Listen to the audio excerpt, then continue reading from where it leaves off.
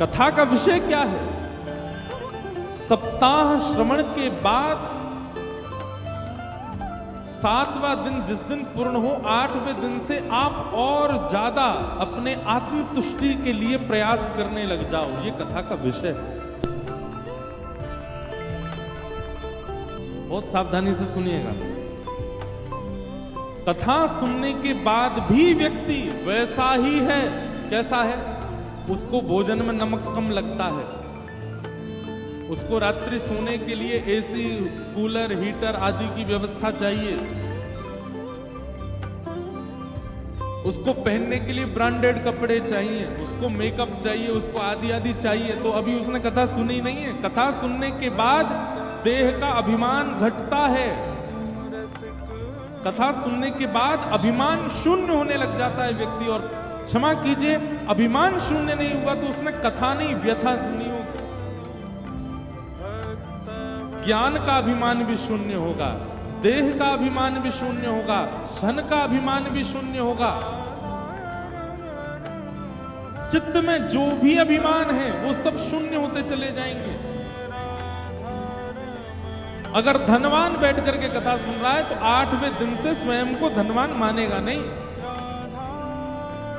या अपने धन का प्रदर्शन नहीं करेगा। अगर ज्ञानवान व्यक्ति कथा सुन रहा है तो 8वें दिन से अंतर्मुखी हो जाएगा। देखो, हमारे पास जो भी चीज आती है ना, हम उसको प्रदर्शनी बना लेते हैं। बहुत ध्यान से सुनिएगा। जैसे कि अगर व्यक्ति ज्ञानी है तो अपना हुलिया ऐसा बना लेगा कि उसके आने मात्र से सब लोगों को लगा ओ भाई कोई ज्ञानी आया है। होता है ना?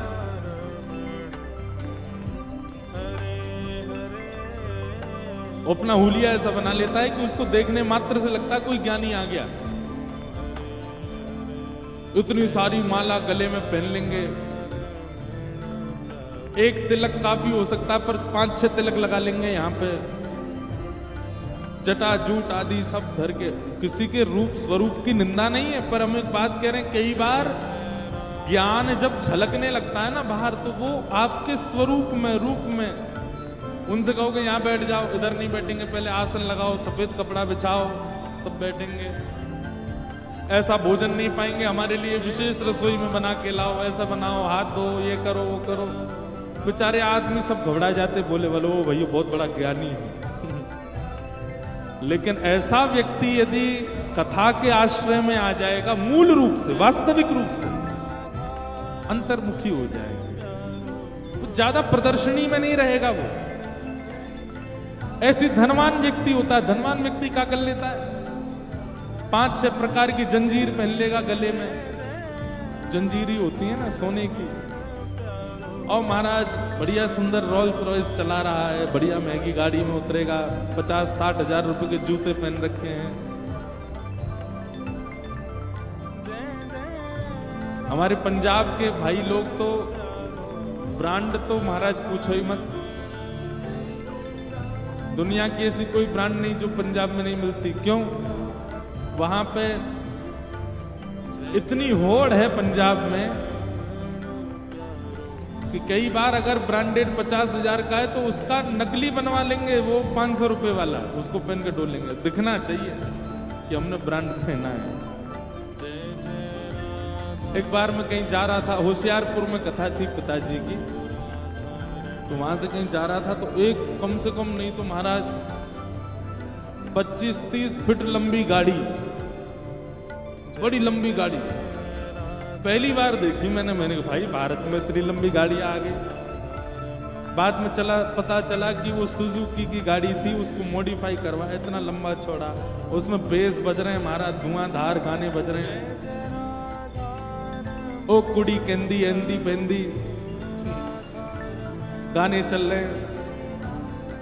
और भीतर बैठे काला चश्मा महाराज, ये दाढ़ी विचित्र सी, यहाँ बाल ही नहीं है, बीच में ही खड़े हैं बिल्कुल।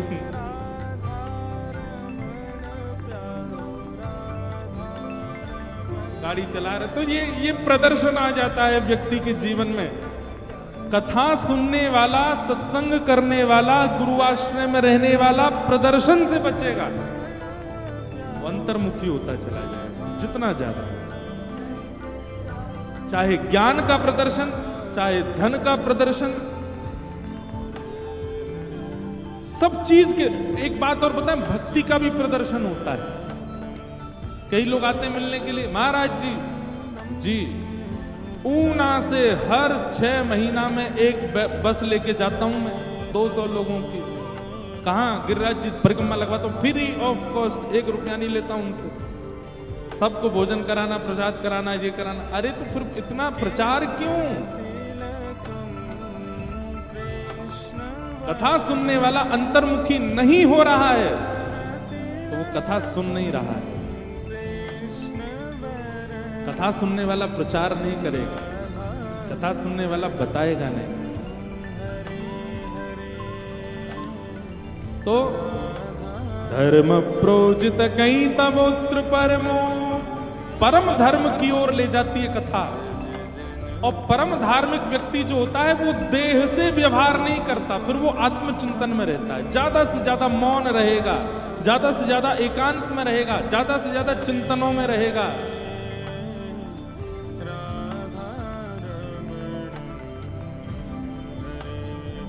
तो विषय क्या है? परम धर्म की ओर चलना। भागवत का अधिकारी कौन है? सबसे विशेष बात, भागवत का विषय, भागवत का संबंध, भागवत का प्रयोजन, ये सब तभी सार्थक होंगे तो अधिकारी कौन है? भागवत सुनने का अधिकार किसको है? भागवत कहने का अधिकार किसको है? भागवत कराने का अधिकार किसको है? तो कहते हैं निर्मत्सराणाम सताम, जिसके चित्त में मात्सर्य दोष नहीं। बहुत सावधानी से सुनिएगा, मात्सर्य किसको कहते हैं? ईर्ष्या। किसी का गुण सुन करके, किसी का रूप देख करके, किसी का वैभव देख करके, किसी की संपत्ति देख करके, किसी की उज्ज्वलता देख करके जो आपका मन विचलित होता है, इसको ईर्ष्या कहते हैं, इसी को मात्सर्य दोष कहते हैं। और मात्सर्य दोषी व्यक्ति ना कथा सुनने का अधिकारी है, ना कथा कहने का अधिकारी, ना कथा कराने का अधिकारी। अगर आपके चित्त में ईर्ष्या है, अगर आपके चित्त में ईर्ष्या है, तो आप कथा में बैठ करके 7 दिन सुन के चले जाओगे, कुछ परिवर्तन, कोई लाभ नहीं मिलेगा आपको।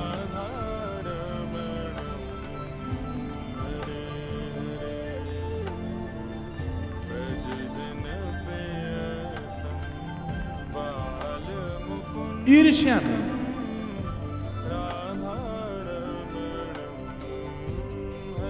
ईर्ष्या का दोष नष्ट होना चाहिए।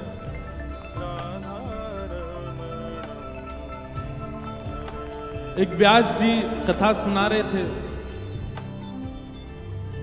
और अपनी कथा के मंगलाचरण में उन्होंने गीता जी का श्लोक गाया। उस श्लोक में आया दुग्धा गोपाल।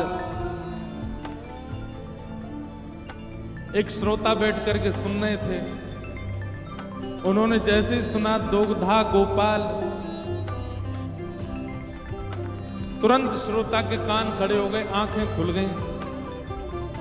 1 दिन, 2 दिन, 4 दिन, 5 दिन, 7वां दिन, पहले दिन कथा में 500 लोग थे, 7वें दिन अकेले वही बचे, बाकी सब चले गए, उनका मन नहीं लगा कथा में। व्यास जी इतने खुश हो गए, भाई सब छोड़ छोड़ के चले गए कथा, तुम नहीं गए, तुमको कथा बहुत अच्छी लगी। क्या अच्छा लगा तुमको कथा में? बोले कथा में तो कुछ अच्छा ऐसा था नहीं, पर आपने पहले दिन 2 गधाओं की बात करी थी। मैं 6 दिन से वही प्रतीक्षा कर रहा हूं, ये 2 गधा है कौन? व्यास जी ने चरण पकड़ दिए, बोले एक तुम हो, दूसरा मैं हूं। अरे भाई कथा में और भी बहुत कुछ कहा गया है, तुमको वही समझ में आया था। और वो दोगधा है, दोगधा मतलब दोहन करना, तो 2 गधा नहीं है वो। तो व्यक्ति जब ईर्ष्या निवृत्त न होकर के कथा में बैठता है तो फिर ऐसी चीजें सुनता है। ऐसी चीजें उसको समझ में आती हैं, ऐसी बातें ही वो सुन पाता है। कथा में बहुत कुछ कहा जाता है, पर लोगों का ध्यान किस तरफ जाता है, इससे उनकी मन की गति पता चलती है, मन की स्थिति पता चलती है।